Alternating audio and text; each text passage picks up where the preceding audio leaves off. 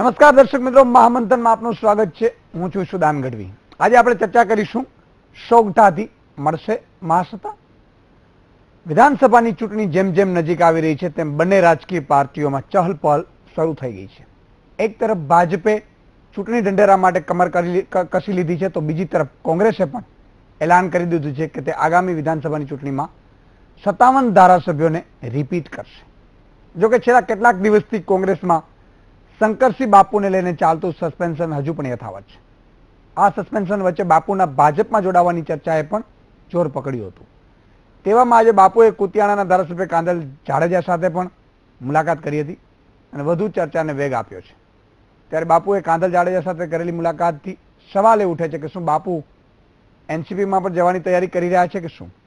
કેમ કે જો બાપુ સીધા જ ભાજપમાં જોડાય તો ભાજપે બાપુને આગળ કરવા પડે તે વાત નક્કી છે. અને જો ભાજપ બાપુને આગળ કરે તો ભાજપમાં જ કાર્યકરો નારાજ થઈ શકે તેવું પણ બની શકે. ત્યારે સમગ્ર વ્યૂહરચનાને જોતા સવાલ એ ઉઠે છે કે હવે બાપુ ત્રીજા મોરચા તરફ તો નથી વળી રહ્યા ને? ત્યારે આ તમામ બાબતો ઉપર આપણે ચર્ચા કરીશું મહામંથનમાં. મારી સાથે સોગઠાથી મળશે સત્તા.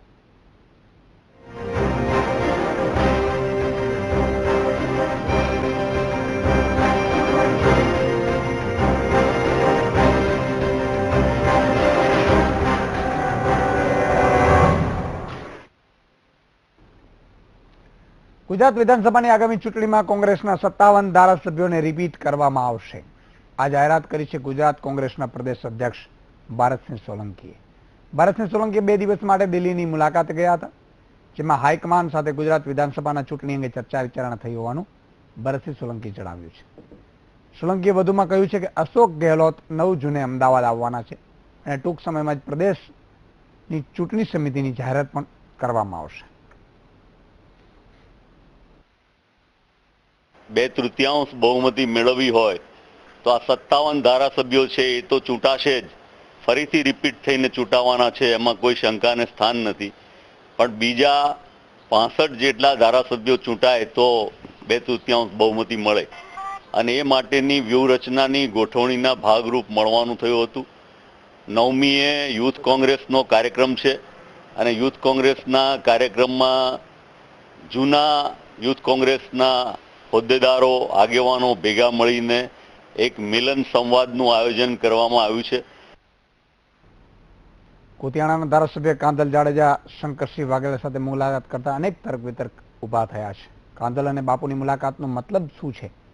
કોંગ્રેસથી નારાજ બાપુને કાંદલે શું અર્જુનભાઈનો મેસેજ આપ્યો છે કે શું તમામ બાબતે કાંદલ સાથે મુલાકાત કરી બાપુ શું કોંગ્રેસને મેસેજ આપવા માંગે છે? નારાજ બાપુ કાંદલને મળીને કોંગ્રેસ પર પ્રેશર ઊભું કરવા માંગે છે? એનસીપી નેતાઓને શું કાંદલ કોઈ મેસેજ આપવા મોકલ્યો છે? અગાઉ શંકરસિંહ અને શરદ પવાર વચ્ચે કઈ મુલાકાત થઈ હતી. પવાર અને બાપુ દિલ્હીમાં પણ મળ્યા હતા. બાપુ ત્રીજા મોરચા તરફ ખસી રહ્યા છે કે શું? આ તમામ બાબત પણ ચર્ચા ઉપજાવે એવી ચોક્કસ કહી શકાય. ગુજરાત વિધાનસભાની ચૂંટણીના મેનિફેસ્ટો અંગે ભાજપ દ્વારા તૈયારી કરવામાં આવી રહી છે. બુધવારે અમદાવાદમાં જનતાના સૂચનો લેવામાં આવશે. પૂર્વ મંત્રી જયનારાયણ વ્યાસ તેમજ ભાજપ પ્રવક્તા ભરત પંડ્યા પણ એમાં ઉપસ્થિત રહેશે. રાજ્યભરમાં મેનિફેસ્ટો કમિટીના સભ્યો દ્વારા મુલાકાત લેવામાં આવશે.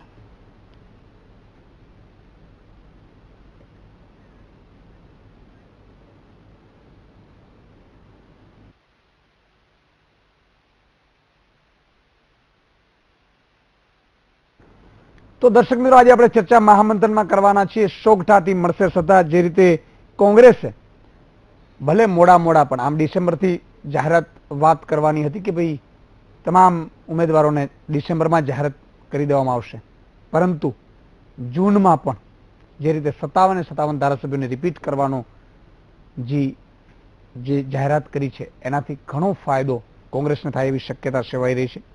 ભાજપ પણ આની તૈયારીના ભાગરૂપે મેનિફેસ્ટો માટે આવતીકાલથી તૈયારી કરી રહી છે. આ તમામ બાબતો ઉપર આજે આપણે ચર્ચા કરવાના છીએ. આપણી સાથે 3 મહાનુભાવો જોડાયા છે. હિમાંશુ પટેલ છે, કોંગ્રેસના નેતા છે, હર્ષદભાઈ ગોસ્વામી નેતા ભાજપ, અને સુધીર રાવલ કન્સલ્ટિંગ એડિટર તરીકે આપણે સાથે જોડાયા છે.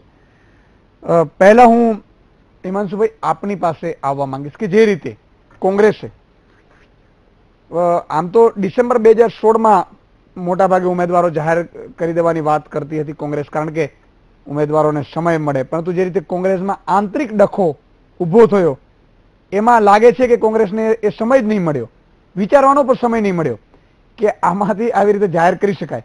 પરંતુ જ્યારે ડખાએ મોટું સ્વરૂપ ધારણ કર્યું છે ત્યારે આજે ભરતસિંહ સોલંકી 2 દિવસથી દિલ્હીમાં હતા, દિલ્હીમાં હાઈકમાન્ડ સાથે મિટિંગ કરવી અને ત્યારબાદ 57 ધારાસભ્યોનું એલાન કરવું અને એ પણ એરપોર્ટ ઉપર જ, આ ખરેખર કોંગ્રેસ ખૂબ પ્રેશરમાં હોય એવી સ્થિતિ લાગી રહી છે. આપ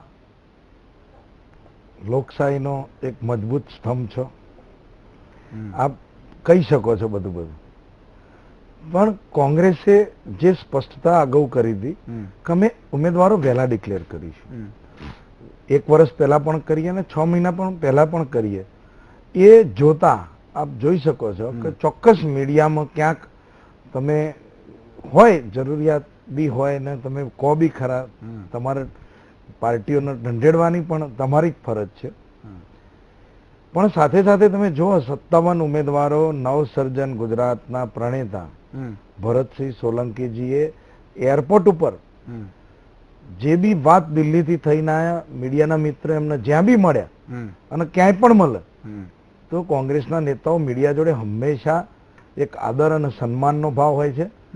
એમને એરપોર્ટ ઉપર પણ એ જ વાત હોય કે ઘરે પણ એ જ વાત હોય ને કોંગ્રેસ ઓફિસે પણ એ જ વાત, પણ જે વાત બની હતી એ સ્પષ્ટ વાત માન્ય ભરતસિંહભાઈએ રિપોર્ટરે જ્યાં પૂછ્યું ત્યાં એમને જવાબ આપ્યો.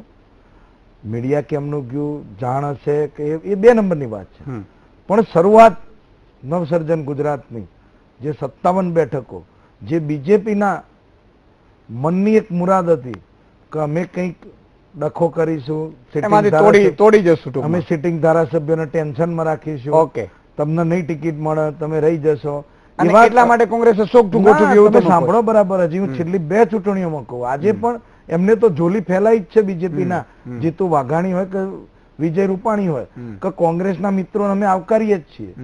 કોંગ્રેસના ભૂતકાળમાં જયેલા મિત્રોના અનુભવો આખું ગુજરાત જોઈ રહ્યું છે, એમની શું પરિસ્થિતિ છે.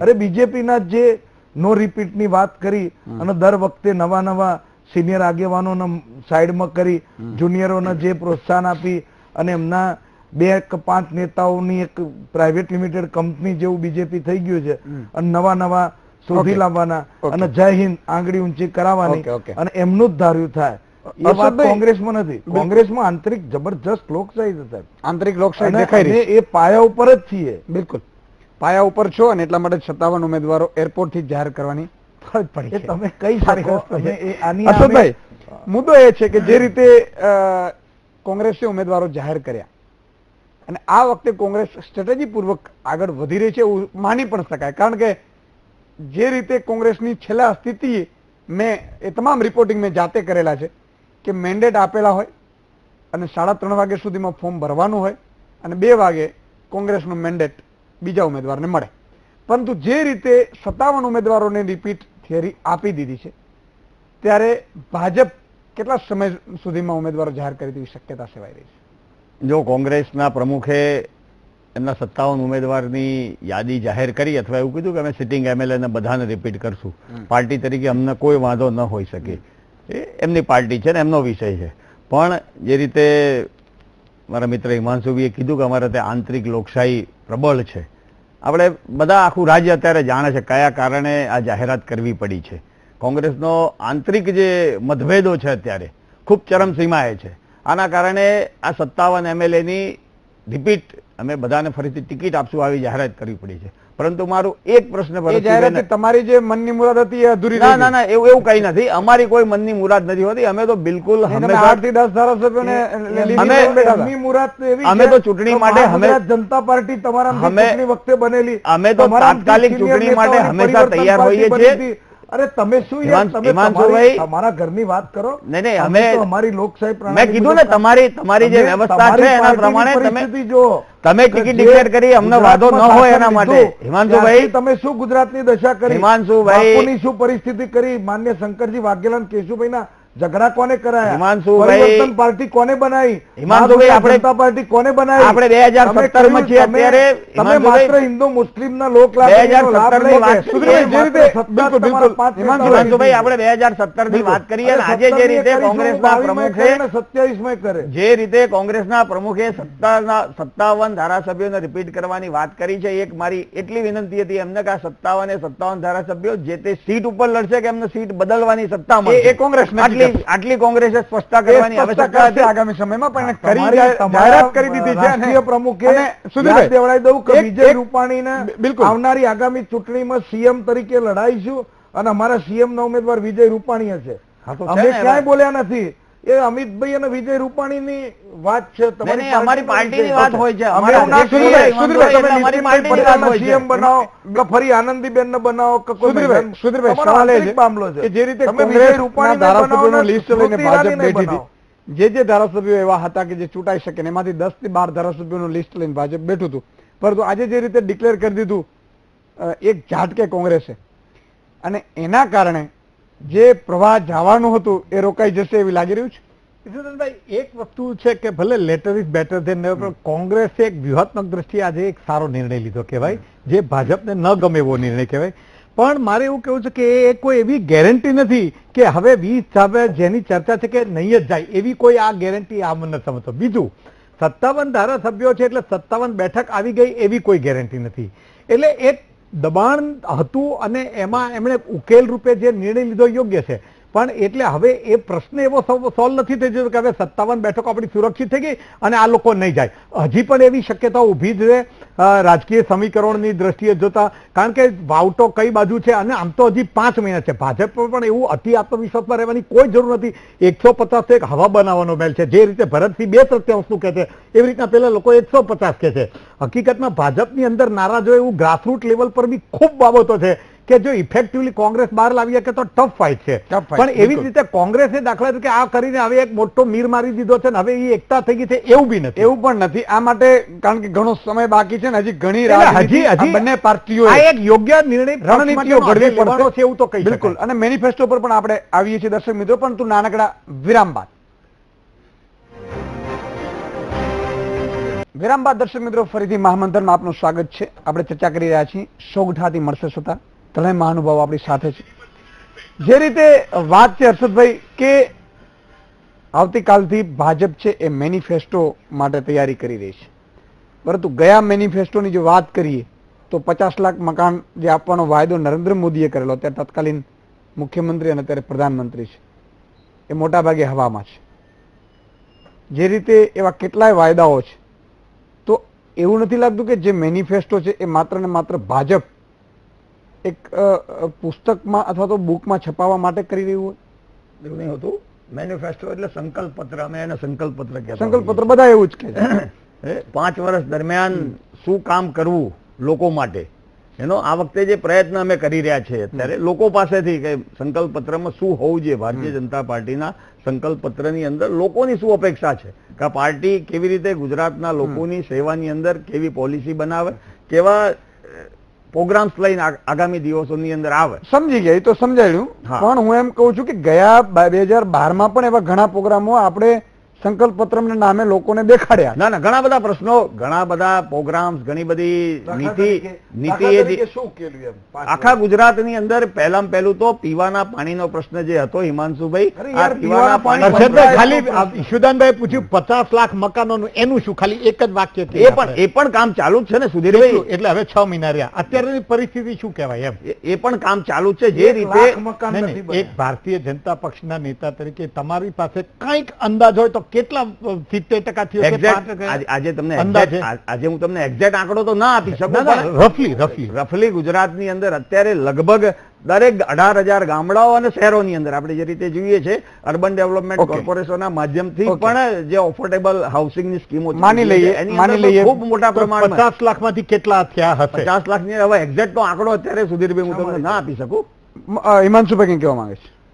50 લાખ મકાનો એ બીજેપીનું મોટું જુઠ્ઠાણું હતું. કોંગ્રેસનું ઘરના ઘરની યોજના થી ગભરાઈ જયેલી પણ શું BJP થયું હતું? ઘરના સાંભળો ઘરની તો ખરા. તમારો એક જ ઘર રહ્યું હતું. હું નથી બોલતો ઈ સોનિયા ગાંધીએ જે ઘરનું ઓપનિંગ કર્યું એક જ ઘર તમારું રહ્યું ના, પણ એ વાત સાંભળો, સરકારમાં આવ્યા હોત તો વાત હતી. હા. અમે ક્યાં બનાવીએ ઘરો? નહીં પણ તમે બનાવવા માટે અમે તૈયાર હતા, અમારી જો આયોજન હતું ને પણ વિપક્ષ તરીકે પણ તમારી ફરજ તો બનતી જ અમારી હતી. ફરજ ચલો આગળ બની વધો. છે અને અમે તમામ મોરચે લડ્યા છીએ. 16 લાખનું મકાન ઘરના ઘરમાં બીજેપી આપે છે, એ બિલ્ડર 13 લાખમાં પણ આપે છે. સરકારની જમીન હોય, સરકારની યોજના હોય તો બિલ્ડર કરતી પણ મોંઘા મકાનો મળે છે. એ વાત બહુ લાંબી છે, એમની મેનિફેસ્ટો ઉપર આવીએ તો અત્યારે ચૂંટણીના 6 મહિના બાકી રહે, પ્રજાના પ્રશ્નો સાંભળવાના અને એ લાગણીઓ લઈને અમે મેનિફેસ્ટો બનાવ્યું. સાહેબ 30 વર્ષથી તમે ગુજરાતમાં છો, તમારા જ શાસનમાં હુક્કાબાર ચાલુ થયા. આ ચૂંટણી આવી એટલે તમે 6 મહિના પહેલા બંધ કર્યા. હિમાંશુભાઈ, શા શિક્ષણ, એક માટે મિનિટ, હવે આપ બોલો છો ત્યારે હું નથી બોલતો, મને બી ઝઘડતા આવડે. આપ શિક્ષણની વાત કરો તો તમે જે શિક્ષણની દુકાનો કરી નાખી, વેપારીકરણ કર્યું, એનું ખાલી ભ્રમક 15,000 રૂપિયાની ફી સેલ્ફ ફાઇનાન્સની દુકાનો જે ખરેખર સરકારની જવાબદારી હોય તો એ તમારી સરકારે સ્વીકાર્યું કે 1 મિનિટ સાહેબ 15,000 થી વધુ ફી નહીં લઈએ. એ બી હજી અસમંજસમાં છે, તમારો એ કોઈ પ્રજાલક્ષી અભિગમ જ નથી. તમે ગૌમાંસની 30 વર્ષથી તમારી સરકાર છે, ગૌમાંસનો કાયદો હમણાં લાયા, દારૂબંધીનો તમારો મેનિફેસ્ટો છેલ્લી 5 ચૂંટણીઓમાં હતો, તમે હમણાં દારૂબંધીનો કાયદો લાયા. ગુજરાતના તમામ સમાજોને તમે ધોકે લાવી તો રહ્યા છે. માર્યા છે. 1 મિનિટ સાહેબ, 1 મિનિટ જ. તમે આખા ગુજરાતના સમાજો તમારી સામે છે એટલે તમને અત્યારે પ્રજા યાદ આવી છે અને આ બધા નિર્ણયો, પ્રજાલક્ષી અભિગમ, શિક્ષણની ફી, દારૂબંધી, હુક્કાબાર, આ બધું તમને અત્યારે યાદ આવ્યું કે ગુજરાતની પ્રજાથી એ તમને ઓળખી લીધા. 30 વર્ષ તમે શાસન કર્યું, 30 વર્ષમાં ગુજરાતની પ્રજાને શું આલ્યું?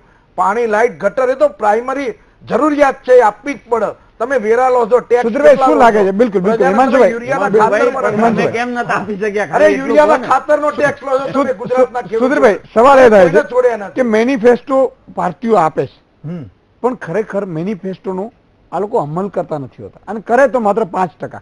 ખરેખર એવું ન હોવું જોઈએ કે જે પાર્ટી મેનિફેસ્ટોમાં વચન આપે એ વચન ભંગ કરે તો એ પાર્ટીને સજા મળે અથવા તો કોઈ કાયદાકીય રીતે એ જે નેતા કે હોય એને એની સામે કઈ પગલા ભરી શકે? કાયદાકીય રીતે અઘરું છે પણ એ જાગૃતિ પ્રજાએ દાખવવાની જરૂર છે. એ જાગૃતિ પ્રજામાં નથી ત્યારે જ આ બધું શક્ય બની છે. હું તમને કહું 1947 થી લઈને આજ સુધીના જે મેનિફેસ્ટો કહો કે આ જે એને સંકલ્પ પત્ર કહો એનો ટ્રેક રેકોર્ડ જુઓ તો વચન ને વાસ્તવિકતાની અંદર રેશિયો તમે 10% થી વધારે નહીં હોય, ગેરંટી.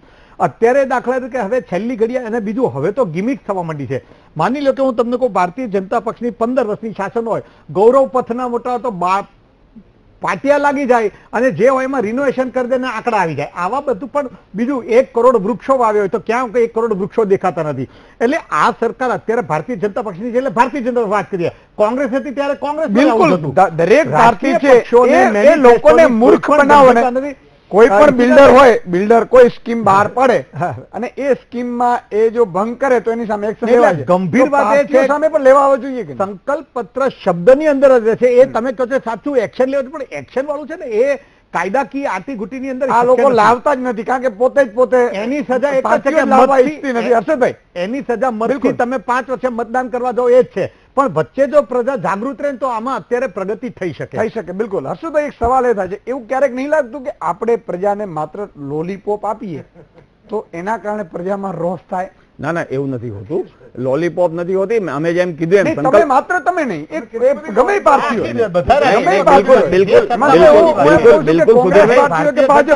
કોંગ્રેસ સત્તામાં એનો ટ્રેક રેકોર્ડ આવો રહ્યો છે. હર્ષદભાઈ જવાબ આપવા દેશો. હિમાંશુભાઈ, હર્ષદભાઈ જવાબ આપવા દેશો. છેલ્લા સમયમાં આજે નાનું છોકરું પણ કહે છે. છેલ્લા સમયમાં ટ્રેક સમયનો અભાવ છે મારે. લોલીપોપ એટલે અમે જે 15 વર્ષથી માનો કે 20 વર્ષથી સત્તામાં છીએ, 20 વર્ષ ગુજરાતની અંદર 1990 પછી કોંગ્રેસ આજ દિવસ સુધી સત્તામાં નથી આવી. પરંતુ શાના માટે લોકો અમને વારંવાર શા માટે રિપીટ કરે છે? પ્રજા વખતે શા માટે અમને લોકો વારંવાર મત આપે છે? શા માટે? મારો સવાલનો જવાબ સંક્ષિપ્તમાં.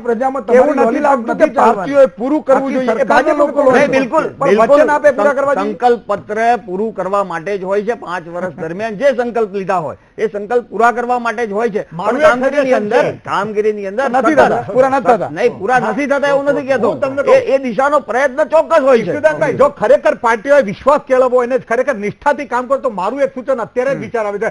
જો 5 વર્ષનો સંકલ્પ પત્ર આપ્યો તો એ લોકો તબક્કાવાર એની બ્લુપ્રિન્ટ આપવી જો કે પહેલા વર્ષમાં આટલું, બીજા વર્ષમાં આટલું, ત્રીજા વર્ષમાં, તો તમે 100 ની અંદર 60 માર્કે બિલકુલ. મળે ને તો બહુ સારું કહેવાય. એ તબક્કાવાર જો કોઈ પક્ષ સાહસ કરે તો મને એમ છે કે લોકાદર એને મળે અને એને વિશ્વાસ સાંપડી થાય. પણ જો એની નિષ્ઠા હોય તો આ થઈ શકે. નિષ્ઠા હોય તો થઈ શકે. એક વર્ષનો રોડ મેપ હોવો જોઈએ. કોંગ્રેસ આવું દરેક કરશે? વસ્તુ માટે નવી વાત. અમે હિમાંશુભાઈ, આવતીકાલે કોંગ્રેસ આવું કરી શકશે ખરું? એક વર્ષનો અને આ બેન બોલવા દે મને. ગોસ્વામી કોંગ્રેસ આવું કરી શકશે? કોંગ્રેસ પક્ષે સાહેબ જવાબદારીપૂર્વક કહું છું, આઝાદીથી આજ દિન સુધી શું પરિસ્થિતિ ને એમાં કોંગ્રેસે શું કર્યું? રાઇટ ટુ ઇન્ફોર્મેશન કાયદો કોંગ્રેસે આપ્યો છે. આજે જવાબદારીપૂર્વક કહું કે મારી બહુ પાર્ટી સારી આ વાત છે. દેશના Right to બંધારણ, information આ આપ્યું. દેશના બંધારણ અને મેનિફેસ્ટો બાર કોંગ્રેસના કોઈ પણ રાજ્યની અંદર કે કેન્દ્રમાં કોંગ્રેસે કામ ઠીક છે. નથી કર્યું. અને કર્યું જ મને બતાવો તો હું આપની આ VTV ના માધ્યમથી હું માફી માંગવા તૈયાર છું.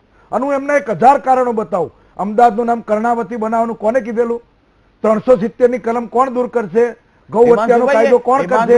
પાકિસ્તાનના 100 માં આવશે કોણ દિવસે એ પણ લાવશે? થશે. ચીનના સીધું પણ દોર તમે- કોણ કરશે? તમે- દિવસ આવશે સાહેબ, કઈ સાહેબ હર્ષદભાઈ, એવું વાત- એક દિવસ આવશે સાહેબ, ત્યારે એક પણ વાત થશે. એવી નથી 370 ની કલમ દૂર કરવા માટે નગરને તો કોઈ નડતું નથી. તમારી વાત એ સાચી કે 370 ના વારંવાર 370 માટે જે અરે બહુમતી યાર, જોઈએ શું છે એમને બહુમતી? લોકસભામાં, લાવ રાજ્યસભામાં 370 તમે. આવશે દિવસે થઈ અરે તમે જશે. શું વાત કરો યાર? અને એ અમારી એકદમ સંકલ્પની અંદર જોડાયેલું છે. 370 ની ચિંતા અરે રામ અને મંદિરના ચર્ચા. પૈસા ખાઈ ગયા તમે. કોઈ- એનાથી તો કોઈ પૈસા શરમ ન છૂટી થાય. ગયા. આ દેશની હિસાબ આપો અંદર ચરોતર નાગરિક બેંક. તમારા હિમાંશુભાઈ- સંસદ સભ્યની બેંકમાં. હિમાંશુભાઈ, સાહેબ, જોરથી કરોડ બોલો રૂપિયા અને મુદ્દો જૂઠું એ બોલો. નથી. આ બધા મુદ્દો વિષયો એ છે. TV માધ્યમથી બોલું છું. રેકોર્ડ કરી લો. હિમાંશુભાઈ, ખોટું બોલું તો ફાંસી ચડાવી દો. મુદ્દો એ છે કે આપણે તમામ જે ડિસ્કશન આપણે કરી રહ્યા હતા એ એક મુદ્દા હોય છે આપણે ડિસ્કશન કરી રહ્યા હતા. સમયનો અભાવ છે. ત્રણેયમાં અનુભવ. સુધીરભાઈ, હિમાંશુભાઈ અને હર્ષદભાઈ, ખૂબ ખૂબ આભાર. દર્શક મિત્રો, સવાલ એ થાય છે કે સોગઠાબાજીથી મળશે સત્તા. બે વસ્તુ ઉપર આપણે ચર્ચા કરી. એક તો ભાજપ અને કોંગ્રેસની જે રણનીતિ છે, બીજું મેનિફેસ્ટો. મેનિફેસ્ટોના નામે જે રીતે લોકોને ગુમરાહ કરવામાં આવે છે, દરેક પોલિટિકલ પાર્ટી, ખરેખર જનતાએ જૂનું મેનિફેસ્ટો લઈ અને બેસવું જોઈએ અને ત્યારબાદ વોટ આપવા જોઈએ. 2012માં ભાજપે શું વચનો આપ્યા હતા, કોંગ્રેસે શું આપ્યા હતા. કોંગ્રેસ સત્તામાં ન આવી તો જે ભાજપે વચનો આપ્યા એ પૂરા કરવાની જવાબદારી પણ વિપક્ષની હોય છે. એક વિપક્ષ જિમ્મેદાર હોય તો એની હોય છે, પરંતુ એ વિપક્ષે નિભાવી છે કે નહીં, આ તમામ બાબતો ઉપર જોઈ આનો આપણે મત આપવું જોઈએ. જે રીતે સુધીરભાઈ હમણાં કહ્યું કે એનો એક જ ઈલાજ છે, કારણ કે આમાં વચને તમે એને જેલ નહીં મોકલી શકો કોઈ પોલિટિકલ પાર્ટીને, પરંતુ મત નહીં આપો અથવા તો મત વિચારીને આપશો તો એનો ચોક્કસ પરિણામ તમને મળશે. આજે બસ આટલું જ. ફરીથી આવતીકાલે નવા મહેમાન, નવા વિષય સાથે મળીશું. ત્યાં સુધી તમે જોતા રહો VTV ન્યૂઝ. મને રજા આપો. નમસ્કાર.